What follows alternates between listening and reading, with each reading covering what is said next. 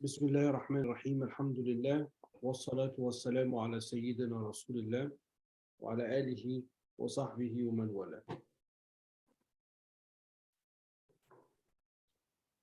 I think we're on Hadith 26. قال المصنف رحمه الله ونفعنا بعلومه في الدارين آمين. On the authority of Abu Hurairah radiallahu anhu, who said that the Messenger of Allah sallallahu alayhi wa sallam said, each person's every joint must perform a charity every day the sun comes up. To act justly between two people is a charity. To help a man with his mount, lifting him onto it or hoisting up his belongings onto it is a charity. A good word is a charity. Every step you take to prayer is a charity, and removing a harmful thing from the road is a charity. It is related by al-Bukhari and Muslim. So here the Prophet sallallahu alaihi wasallam, it's a very peculiar wording, right, of the hadith, that every joint, every all of our joints that we have, our elbows, our wrists, these are joints here, our shoulders, every part of our body that's made up of, and I forgot the number of how many joints that we have, but every single joint has to perform these acts of charity every day. Now, what is charity? Because when you hear the word charity, you think of money. Right? When we raise money in Ramadan at ICCP, you don't pledge, I'm going to use my joints for ICCP. You pledge a certain amount of money. So when we think of the word charity, we think of money. And in the previous hadith we discussed in the last class, we read that charity is a proof, sadaqatul burhan. It's a proof of your faith. But this wording is different. So here the Prophet ﷺ is widening our understanding of charity. That charity is not just the exchange of money or the donation of money, but charity is also to be at service, to use your physical body, the health that Allah Ta'ala has given you, in the service of other people. And in these examples that he's given, and of course there are many, many hadith about charity. So this is just the top of the pyramid hadith. That's why Imam al-Nawawi, as we said in the very beginning, that's why Imam al-Nawawi includes this hadith in the 40 collection. There are many, many different hadith. If you guys, I hope everyone remembers, way back in the beginning of COVID, I did these short videos about all of the acts that the Prophet ﷺ said, if you do this act, it will lead to paradise. And I think there were 40 some acts, the 40 acts of paradise. And I did these little clips for them. Those are also acts of charity. And some of those things that we talked about in that series are also mentioned in this hadith. So this is just like a title hadith under which will be all of these examples. So anyway, the Prophet ﷺ is telling us that has not Allah given you this physical body? Has Allah not given you this time, that you live in? Of course He has. Therefore, we are to use what we have been given, including wealth, but also including ourselves, in the service of other people. That's the charity. To act justly between two people is a charity. Because if I see two people that are disputing, or if two people come to me, or one person comes to me to help me reconcile with somebody else, I could just turn away and say, look, I'm busy. I don't have time for this. I don't want to hear this nonsense. But for me to sit and to reconcile, I get nothing from it. I'm not getting paid to do it. I'm not getting a reward to do it, a monetary reward, or like a plaque or some type of recognition. It's something that you do purely for the sake of Allah subhanahu wa ta'ala. Reconciling between people, one common way that this is manifested is to reconcile between a husband and a wife. And to know that one of your friends, a couple, is fighting, or and this is just an example. There's a dispute between them, or something that's happened. One is upset with the other. So to use your joints, to use your time and your effort to reconcile between them. Allah says in the Quran, "Sulhu khair," and to reconcile is better. So therefore, this is an act of charity, because you're going out of your way, you're spending from your physical, the assets that Allah Ta'ala has given you. And to help a man or a woman, with their mount. Of course, a reference to the pre-modern world where people would ride animals, but the same would apply to somebody's car, for example. Is that somebody, you're leaving the mosque after Friday prayer, or after Taraweeh prayer, or any prayer for that matter, and you find that there's a brother or sister in the parking lot, and their car's not starting. You could easily just be like, okay, well, somebody else will get them, or they'll call, I don't know, AAA or some kind of car service. But if you spend the time and be like, Akhi, my sister, do you need help? I have some jumper cables, or I don't even know if people still know what jumper cables are. Maybe that's a thing of the past. But I have some tools, or I can give you a ride, or let me help you out. That's what this is, to help a man with his mount, lifting him onto it or hoisting it up, his belongings onto it, is a charity. You see somebody at the grocery store, you're at the grocery store, and you're walking out of the grocery store, you see an older person or a person that has difficulty moving with their bags. Can I help you? Can I help you carry those bags? You're on a plane, and everyone's got to put their stuff on the overhead compartment, and you see a person that looks like they're having difficulty with that. So can I help you with that? That's what the Prophet ﷺ was talking about. That's the charitable person, is the person will go out of their way. Let me help you. You don't get a reward for it. You don't get, if the person is courteous, they might tell you thank you. But the real reason we do it is because this is an act of charity. It is to give up something that we have, and at that moment, some little inconvenience of time, and to therefore help the other person. And then every step you take to the masjid, to the prayer, meaning going to the masjid, is a charity. So all of the time and space it takes you to arrive at the mosque, from the moment you leave your office or your school or your house to arrive at the mosque, all of that time, you're rewarded for that, because that's an act of charity. Because you could have easily said, I'll just pray at home, or I'll pray at work, or I'll pray when I get home, or I'm too busy, I have a meeting, or I have a this, or I have a that. But you take the time out of your life to go to the masjid. It's an act of charity, because you're not going to get a reward. We don't have a sheet of attendance at the mosque, and we mark who's come to the mosque, and the person who's come the most, we give a reward. We don't do that. And nor is it a sign necessarily of the person that supports the masjid the most. Coming to the mosque frequently doesn't necessarily equate that you're the person that's supporting the mosque. You're doing this for the sake of Allah subhanahu wa ta'ala. And then lastly, the Prophet sallallahu alaihi wasallam says, and removing a harmful thing from the road is a charity. And this is a famous phrase of the Hadith, and also of other narrations of the Hadith, is that you're walking and you see a shard of glass, or you see a stone where it doesn't belong, or you see a nail, anything, the smallest thing that you can possibly think of, and you just kick it to the side, or you pick it up and you throw it away. Removing that harmful object is an act of charity, because you've seen it, so you can avoid it, you can step over it. And if somebody's walking with you, you're like, oh, watch out, there's this, there's that. But if you take those just few moments to bend down and to remove it, that means that you are removing it for somebody else.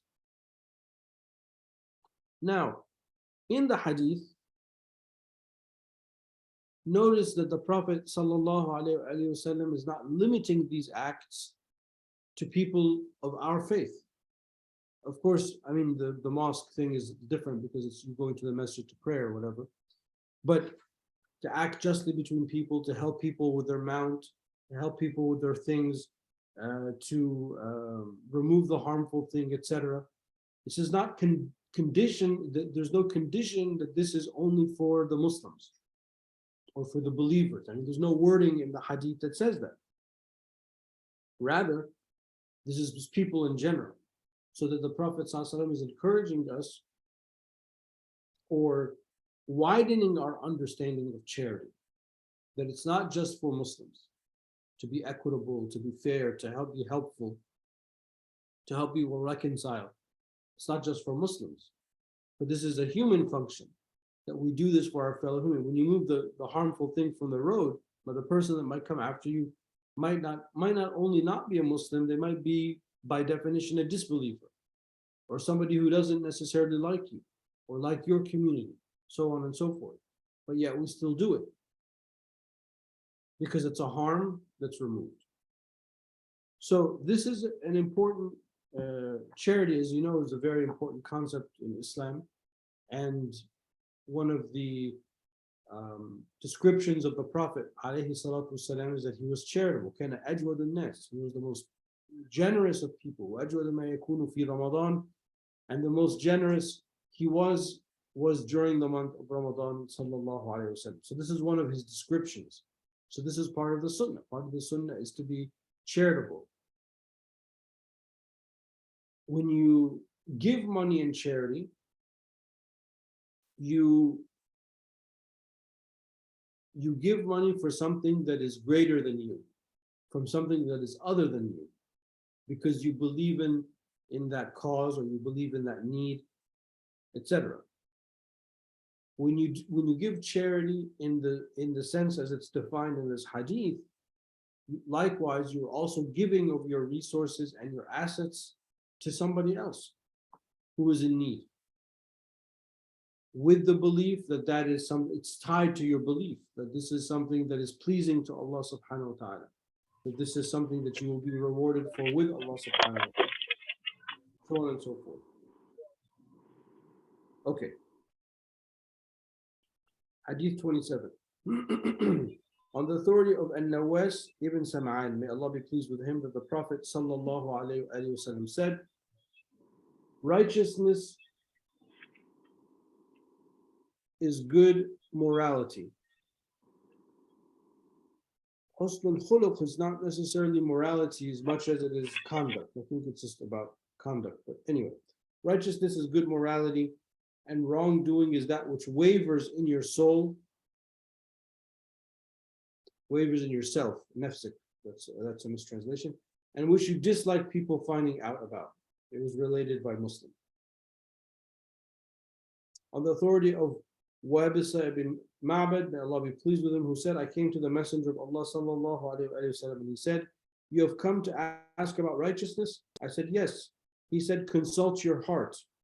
Righteousness is that about which the self feels tranquil and the heart feels tranquil, and wrongdoing is that which wavers in the self and moves to and fro in the breast, even though people again and again have given you their legal opinion in its favor. A good hadith which we have related in the two musnads of Imam Ahmad ibn Hanbal and al-Darimi with a good chain of authorities. So here Imam Nawawi provides us with two different narrations from two different collections that are more or less the same. So al-birru husnul khuluq. So what is righteousness? Is proper conduct. And al-akhlaq, proper conduct, he translates a morality, that's also a part of it. This is one of the ways that the Prophet sallallahu alaihi wasallam described his entire prophetic mission. He said, "Innama bu'ithtu li'utammima makarim al-akhlaq." I was only sent to refine and to perfect human character. The Prophet ﷺ himself was known to like makarim al-akhlaq, He honored the people with good traits, even from the people from the Jahili time that had good, they were generous or they were brave. He would acknowledge that and praise them for that, even though they were known to be disbelievers. Sallallahu alaihi wasallam. So here he's teaching us, the Prophet ﷺ is teaching us that there's a link. There's a link between what we feel inside and how we are about to act. Wrongdoing, in the first narration, wrongdoing is that which wavers in your nafs. So, should I do it? Should I not do it? It wavers inside you. And the real defining characteristic is that if people find out about it, you're going to be embarrassed. So if you are about to engage in something, or you have a question, can I do such and such? Is it all right to do such and such? Well, one thing to ask yourself is, how would you feel if everyone knew about it? Would you be embarrassed by it? Would you be, would it cause shame to you? Would it cause you trouble? If the answer is yes, in some way, shape, or form, then probably you shouldn't do it, is what the Prophet ﷺ is saying. So this reminds us that Allah Ta'ala has created within us a like safety mechanism, like a checks and balances. We have a consciousness, so we kind of have a sense. I kind of know that if I do this, it would not be the best thing, and I would be embarrassed if people found out about it. In the next hadith, the Prophet ﷺ, he gives us a little bit more detail about that experience. So he says, Istafti qalbak. Istafti, in the Arabic language, the form of the word istaf'ala. That's how we always bring back the Arabic words to the in morphology, to the fa and the ain and the lam, fa'ala, and there are different forms of that. In this usage, istaf'ala, to add the alif, the sin, and the ta before the word. Istaf'ala means to ask of that, whatever that word is. Istaf'ala means to ask a fatwa. So when a person comes to a mufti, it's called an istifta. So here the Prophet ﷺ said, Istafti qalbaka, ask your heart for that fatwa.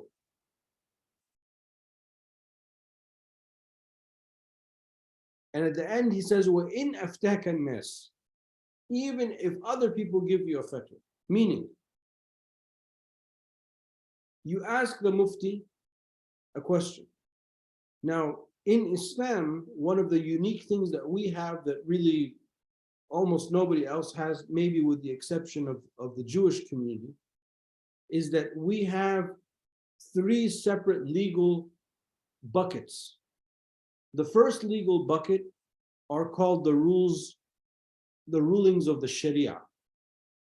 The Sharia teaches us in the revelation of the Quran and the Sunnah, certain acts are haram, certain acts are halal, certain acts are mubah, are permissible, certain acts are disliked, makruh, etc.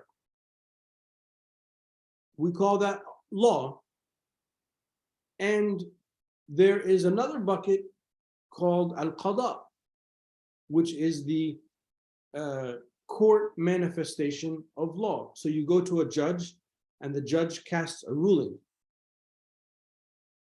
In most society, that's what law is. There's the theoretical study of law, and then there's the application of the law in the courts. But in Islam, we have another category in the middle between the two called the fatwa. And a fatwa is a non-binding legal opinion. So when you go to a mufti and you ask for a fatwa, the answer that they're going to give you is non-binding. He's not a judge. The mufti is not a judge, but rather the mufti has the trained capacity to engage in ijtihad, to look at the Quran and the Sunnah, to look at the different opinions of the different schools of Islamic law, to look at your personal predicament, to bring those two together and say, in this case, this is the answer, you can do this or you can't do this, so on and so forth. But it's non-binding. So what happens is that people go fatwa shopping. They ask many different people. So here the Prophet says, I know it's a little technical, and I just came back from the annual fatwa conference, the fatwa office in Egypt. So maybe a little bit, I'm a little biased because it's sort of been in my head, but it just came, subhanAllah, the hadith. And I want, before I finish, I want to tell you guys just a brief little thing about that fatwa conference. So if I forget, please remind me. But here the Prophet ﷺ is saying, and this happens all the time in our community, that people come to me and they ask me a question, and I give them an answer, and they don't necessarily like the answer, or they don't feel comfortable following the answer, or they don't feel comfortable following what I said. And that's fine. And here the Prophet ﷺ said, you have to ask your heart first, even if somebody else gives you this fatwa. I think during our recent question and answer, bring somebody here. You can go ahead. We talked about the issue of somebody was talking about selling alcohol in, maybe it was a couple of weeks ago, selling alcohol in non-Muslim lands. And I talked a little bit about the Hanafi position. Many people don't feel comfortable with that, and that's great. Don't do it. There's a difference between what's permissible and what's doable. So here, even if somebody tells you, no, this is fine, you can do it, it's okay, but you don't feel comfortable doing it, that's fine. Don't do it, because you have your own relationship with Allah subhanahu wa ta'ala. So coming back more to the text of the hadith, the man, in the second narration, the man asked the Prophet ﷺ about righteousness, al-birr, and he says, righteousness is that you ask your heart. Don't base your conduct in Islam or your conduct in life solely on what somebody else tells you. But you have to think for yourself. You have to feel for yourself, because you are going to engage in this act, and it's going to impact your relationship with Allah subhanahu wa ta'ala. Even if a mufti, even if a learned person says, this act is permissible, that doesn't mean that you should do it. There's a difference between what the law says and what you should actually do in your own life. One time I asked one of my teachers, rahimahullah, I said, is it possible in Islam, in the Sharia, that there is something that is permissible, but we shouldn't do? And he said, of course. And I said, like what? He's like a man marrying more than one wife. He said, it's permissible by the text of the Quran. But if you do it, you will ruin your life. You will ruin your first marriage, you will ruin your relationship with your children, so on and so forth. So just because things are permissible or are permissible from a legal point of view, it doesn't mean that we should engage in them. Because for us, we are concerned with righteousness. We are concerned with al-birr. We don't want to live our life by the letter of the law. We want to live our life having built a relationship between us and Allah subhanahu wa ta'ala. And that's why the tazkiyah or tasawwuf is such an integral part of our faith, because that's what tasawwuf is. Tasawwuf is building a relationship between you and Allah subhanahu wa ta'ala. So there's not just the legal side of things. It's not just like, can I do this or can I not do this? But there's also, should I do this? Is it a good thing for me to do this? How will I be perceived by people if I did this and they found out? How will this affect my relationship with my spouse, with my children, with my parents, with my community, with my elders, with my friends? Not that we're taking action because of how people think. We're asking ourselves these theoretical questions. Maybe it's something that I'm doing in private. So how would I feel if other people knew about this? So when we come to act, this is not, we're not some government department looking for the Attorney General to sign off, on this or that. It's not a dry, sterile thing. No, this is our relationship with Allah subhanahu wa ta'ala. Okay. Hadith 28. On the authority of Abu Najih al-Irbad ibn Sariyah, may Allah be pleased with him, who said, Abi Najih al-Irbad ibn Sariyah, radiallahu anhu, قال, the Messenger of Allah sallallahu alayhi wasallam gave us a sermon by which our hearts were filled with fear and tears came to our eyes. We said, O Messenger of Allah, it is as though this is a farewell sermon. So he was speaking to them in such a way that they felt like this is it, he's leaving us. So counsel us. He said, I counsel you to fear Allah, subhanahu wa ta'ala. Usikum bi taqwallah. And to give absolute obedience, even if a slave becomes your leader. Verily, he amongst you who lives long will see great controversy. So you must keep to my sunnah and to the sunnah of the rightly guided caliphs. Cling to them stubbornly. Technically, this is a mistranslation. In the hadith, the Prophet ﷺ said, Addu alayha bin nawajid. Bite onto them with your molar teeth. So, if you, not to like be something disgusting, but if I were to bite down on this and I just put it at the tip of my mouth, then it would easily fall. But if I took this and I opened my mouth wide and I put it all the way inside and then I bit down on it in much the same way that a horse bites down on the bit of the horse is all the way in the back of the mouth. They bit on it with their molar teeth. That means that they're not going to let go to it. So that's what the Prophet ﷺ is saying. Addu alayha bin nawajid. Hold and bite down to the sunnah of the khulafa with your molar teeth, which is an expression, obviously. Beware of newly invented matters. For every invented matter is an innovation.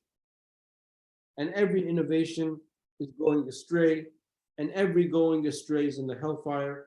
This was narrated by Abu Dawood at-Tirmidhi, who said it was a good and sound hadith. So this is a juicy hadith. There's a lot going on in this hadith. So we're going to spend some time unpacking this.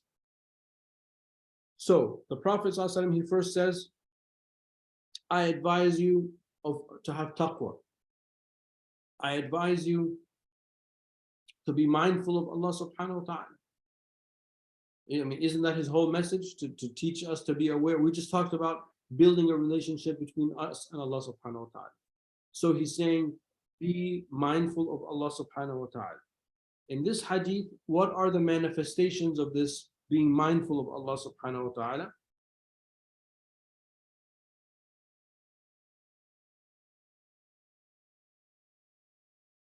To have absolute obedience. In the Arabic, it's as-sam' wa ta'a, to hear and to obey. Those in political authority over you. Even if a slave becomes your leader. Now that's very strange. As how can a slave become your leader? But if you read Islamic history, you will see that that's exactly what the Mamluks were. The word Mamluk means a slave, an owned person.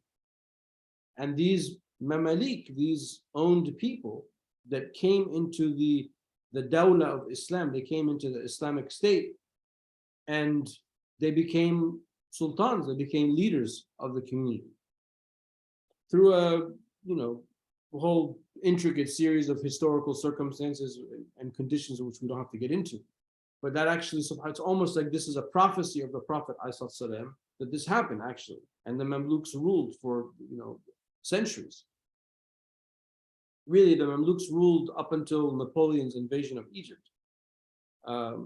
They were kind of subservient to the Ottoman Khilafah, but they ruled nonetheless. Anyway, here the Prophet ﷺ is talking about one of these aspects of the Sharia that we don't really talk about a lot, and many people might not even be aware that it's a part of our faith tradition, but it's Islamic governance, as-siyasatu shar'iyya.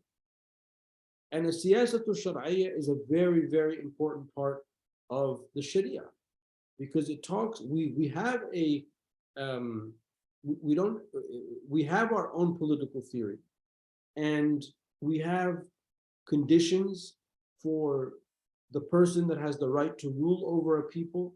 We have the conditions for giving allegiance to that person. There are conditions for deposing that person if the circumstance requires to it, and that's happened throughout Islamic history. But the most important aspect of our Islamic governance or statecraft, our theory of all of that, is that we must obey those who are in political authority over us. Meaning that we, in our circumstance and our modern manifestation, because some of these words might sound archaic, and they sound archaic not because Islam is old, but because the nature of the political system is different. In a republic, we are citizens. So the way we would rephrase this part of the hadith so that we understand it is that we have to be law-abiding citizens. Now, I don't know if people in the community observe this, but if you observed or watched any of the events from the passing of the late Queen of England, Queen Elizabeth, you will see that one of the things that happened within very short span of time after her death, there was an announcement that her son, who was the crown prince, had effectively been declared the new sovereign, the new king. And immediately after that, in Parliament, and you can search this and watch the video on YouTube, starting with the Prime Minister, moving all the way down to the cabinet, to all of the parties, everyone publicly swore an oath of allegiance to the new sovereign. Now, it's interesting, in the news, they, especially the American news, they refer to all of that stuff as, oh, they have these, the British, they have these ancient traditions. The death of the Queen, the burial of the Queen, the ascension of the new monarch, it's all cloaked with all of these traditions. Okay, there are, but they made it sound it's like kind of like a festival with people wearing funny costumes. But no, it's not just a tradition from that point of view. There's a deep reason behind this, because in any state in which there is a sovereign in that way, which is very clear, there has to be allegiance from the people to that sovereign. That's exactly the same sentiment that the Prophet ﷺ is addressing here. As Americans, we forget that we too have to have obedience, but our obedience is by following our legal system. We don't have to do it in that ceremonial way, because we don't have a monarch in our country. I mean, obviously for obvious reasons. But in countries in which there is a monarch or some kind of, whether the monarch is good or bad, we'll talk about that momentarily, the obedience is much more clear, because there often is an oath of allegiance. And the oath of allegiance in Islam is called al-bay'ah. And the bay'ah, the allegiance that we have, is something that is due to the person who is the head of state.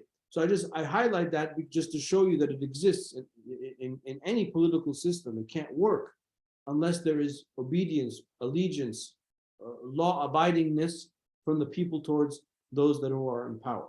That doesn't mean that you can't advise them. We took in the earlier hadith, the earlier hadith in this collection, ad-din al-nasiha, that our religion is sincere advice. And one of the people that is deserving of sincere advice are those who are in authority over us. So this doesn't mean obedience that you just sort of drop down and do whatever the person says, but you have to be obedient nonetheless. Because what is the opposite of obedience in this context? The opposite of obedience in this context is to rebel against the state. And even as something as foolish and as tragic as the January 6th episode in our own country, those people are now being taken to court, and justice is inshallah being meted out to them. because of they have gone against that law abidingness to rebel against the state, to broach the Capitol building with malintent, to unlawfully enter the chambers of the House and the Senate and the offices of our elected officials, so on and so forth. That's the opposite of obedience. And one of the legal tools that is being used to prosecute these people in the courts is the Sedition Act of, I don't know, 17, whatever, one of the oldest laws that we have. And it is properly being referred to as an insurrection. An insurrection, rebellion, civil strife, secession, all of these things are haram. They're thankfully illegal in our legal system, but from our point of view, they're also haram. They are acts of great sin. And then the Prophet ﷺ says, even if a slave becomes your leader. Now there are other, if you get into this genre of literature, there are other flavors of this wording or other aspects of this wording, which also mean that even if the person in political authority is a bad person, an unjust person, a corrupt person, that obedience is still required. In another hadith, actually in Bukhari, وَلَوْ ضَرَبَ ظَهْرَكَ وَأَخَذَ مَالَكَ, even if they strike your back and take your money, meaning they oppress you, that obedience is still obligated. Why? Because what's the opposite of that obedience? The opposite of that obedience is civil strife. And one of the things that I encourage people, especially American Muslims, but really anybody, any Western Muslim can benefit, is to really learn a little bit about the American Civil War. I mean, you cannot begin to comprehend in numbers the absolute tragedy that the American Civil War was. I mean, it decimated this country, especially the southern states who most of the Civil War was fought in the South.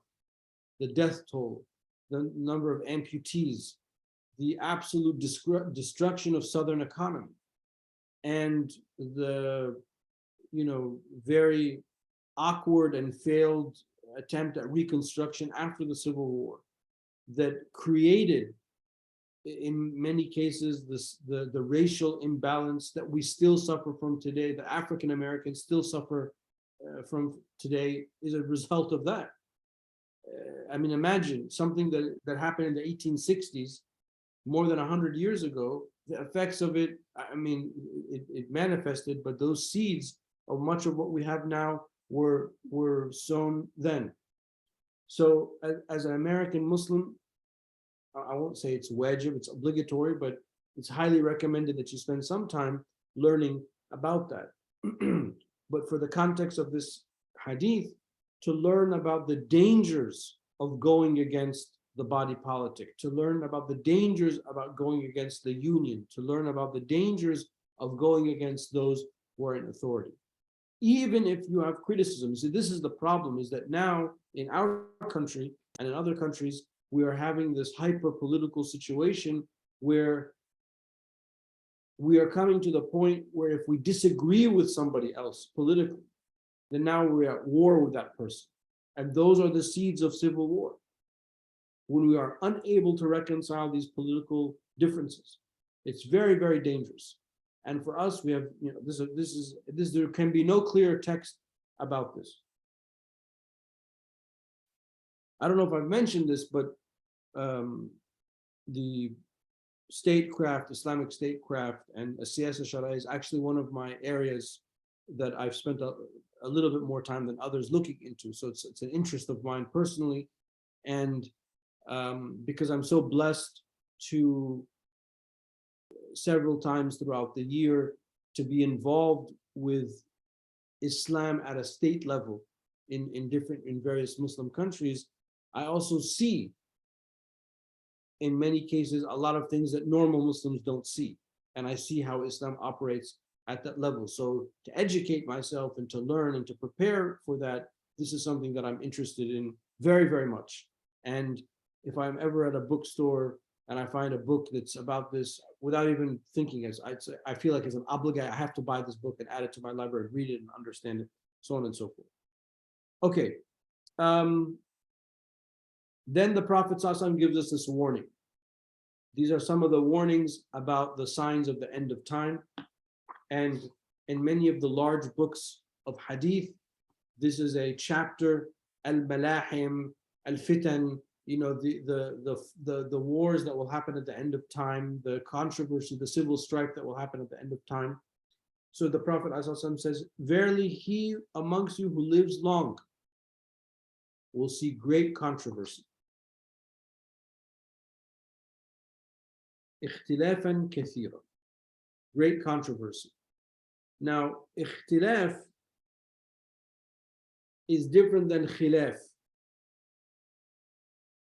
In our intellectual, in the intellectual history of Islam, we have many, many differences.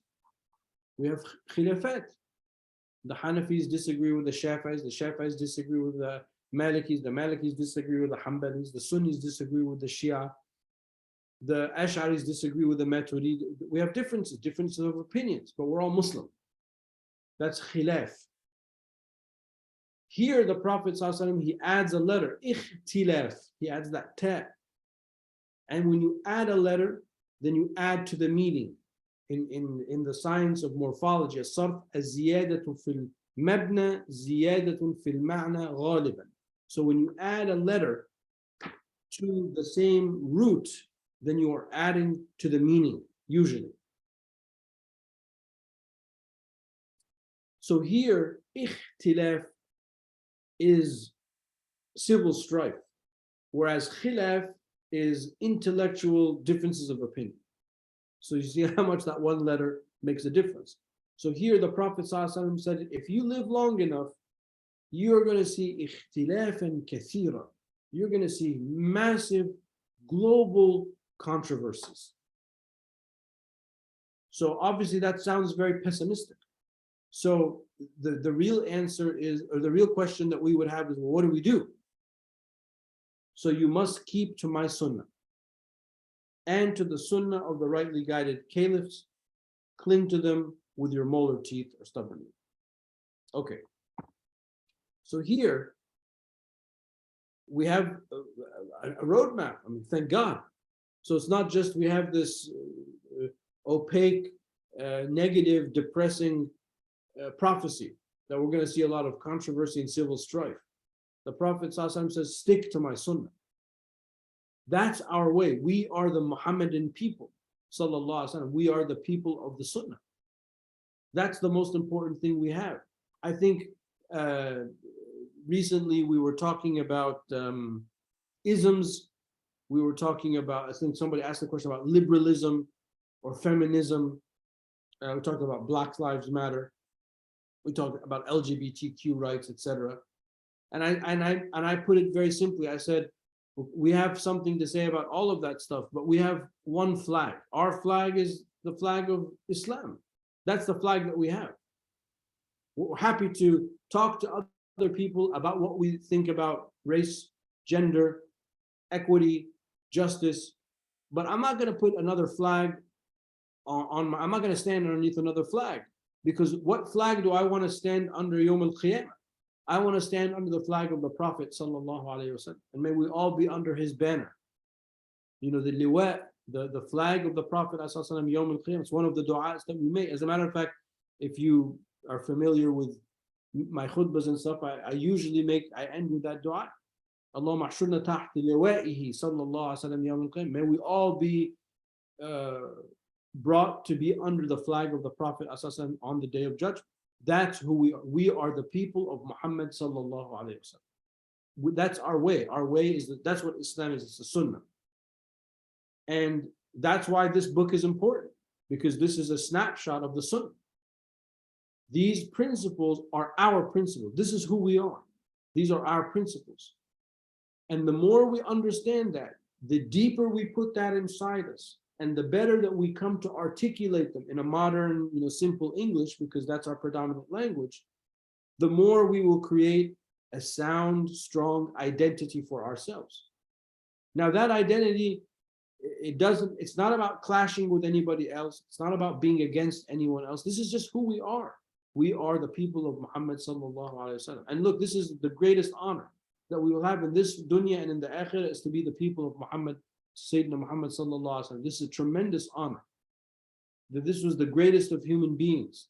And we are, mashallah, blessed. We are still in the month of Rabi al-Awwal, the month in which we commemorate the blessed birth of Rasulullah sallallahu alaihi wasallam. And I know we had a very beautiful celebration of the Prophet sallallahu alaihi wasallam's birthday last weekend, and sort of I was almost in tears that I couldn't be with you. Inshallah, I'll be with you soon. But that's why we celebrate it, because we're honored and blessed and to be chosen to be amongst his followers, alayhi salatu wasalam. So the way out of these controversies is the sunnah. Part of the sunnah is to be fair. Part of the sunnah is to enjoin the good and forbid the bad, which no one really does anymore. Now it's all just political expediency. Everyone's talking about their interests. Who's talking about what's right for the world and what's wrong for the world? I mean, I can't fight for what's right for my people at the expense of everybody else. That's lunacy. And that goes for, a community level or a family level, but it also goes for a state level. All this aggression and military posturing and cutting of resources. May Allah Ta'ala protect us and lead us to safe waters, inshallah. But our way is the way of the sunnah and the sunnah of the rightly guided caliphs, those who follow the sunnah of the Prophet after him. Of course, this is a reference to the first five, Sayyidina Abu Bakr, Sayyidina Umar, Sayyidina Uthman, Sayyidina Ali, and Imam Hassan, alayhi salam. But also the other ones throughout history that were also known to be rightly guided and just, etc. We take benefit from their life story and their policies and things like that. And then the Prophet ﷺ ends with the famous words about bid'ah that you hear in the beginning of the khutbah al-Jum'ah or in the khutbah of the nikah. وَإِيَّاكُمْ وَمُحْدَثَاتِ الْأُمُورِ فَإِنَّ كُلِّ مُحْدَثَةٍ بِدْعَةٍ وَكُلِّ بِدْعَةٍ ضَلَالَةٍ وَكُلِّ ضَلَالَةٍ فِي النَّارِ. The Prophet ﷺ cautions us of newly invented matters. Now, to understand what newly invented matters are, you must remember the earlier hadith that's narrated by Sayyidah Aisha. For our reference, let's just pull up the number, which is hadith number 5. مَنْ أَحْدَثَ فِي أَمْرِنَا هَذَا مَا لَيْسَ مِنْهُ فَهُوَ رَدٌّ. Whoever invents something in this religion that is not from this religion, it is rejected. So in this hadith that we're currently on now, 28, when the Prophet ﷺ says, beware of newly invented matters, i.e. newly invented matters are matters that there is no basis for them in Islam. These innovations are going astray, and every going astray is in the hellfire. So, a reminder to stay as much as we can to the pure sunnah of the Prophet alayhi salatu wasalam. Unfortunately, this last part of the hadith is something that many aspects of our community, our wider community, misunderstand. So the bid'ah is not something that's just simply new. Not everything new is haram. That's not what the Prophet is saying. Saying if you invent something new in Islam that has no basis, that's what's dangerous. So if I come and say, let's just pray, let's just make every 4 rak'ah prayer 2 rak'ahs, just forever. Well, there's no basis for that. You can't do that. Or if I say, Fajr prayer is too hard in the modern world, so we'll just pray 4 times a day. You can't do that. There's no basis for that. Ramadan is too difficult. We'll just cancel Ramadan. We'll just do everything, but we won't fast. That's what the Prophet ﷺ is talking about.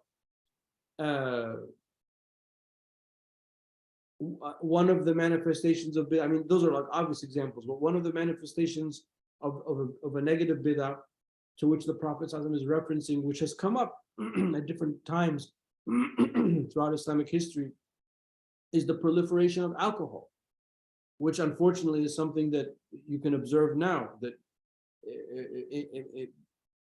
increasingly Muslims are consuming alcohol. And what happens, other than the fact that that's obviously haram and one of the major sins, the problem is that when something like that happens continually, it becomes normalized. And be like, just people start to accept it because it's just so everywhere you go, see all these people drinking, and Muslims are drinking, and it's sort of like it's accepted. That's why it leads you astray. When something like that happens in the first instance, it's easy to someone say, "What are you doing? This is haram. How can you do that? What are you talking about?" But when it keeps happening, and the number of people keep increasing, and it's so prevalent, then the people who want to speak out against it end up becoming the minority. And then you become like the misbehaved uncle at the family gathering, always bringing up the wrong thing. No one wants to hear what you have to say, even though you're saying the truth. That's why the bid'ah leads you to astray. And where is that going to lead you? It's going to lead you to the hellfire. Well, may Allah Ta'ala protect us. It's no joke about this. Serious stuff. So that's an example. I mean, because I'm in Egypt now, just this last week, I noticed it. I mean, 4 or 5 years ago, it wasn't like that. People are just openly drinking in certain restaurants, not all over the place, but I mean, yeah, it's happening. Now, I can't go to that restaurant and be like, ya akhi, this is haram. They'll kick me out. No one wants to hear that. So now I have to accept it. That's what the Prophet ﷺ is talking about. That's how things can come undone. Right? That's the bid'ah that he's talking about. The next hadith is long, and really long. So I want to stop here because I won't be able to do it justice.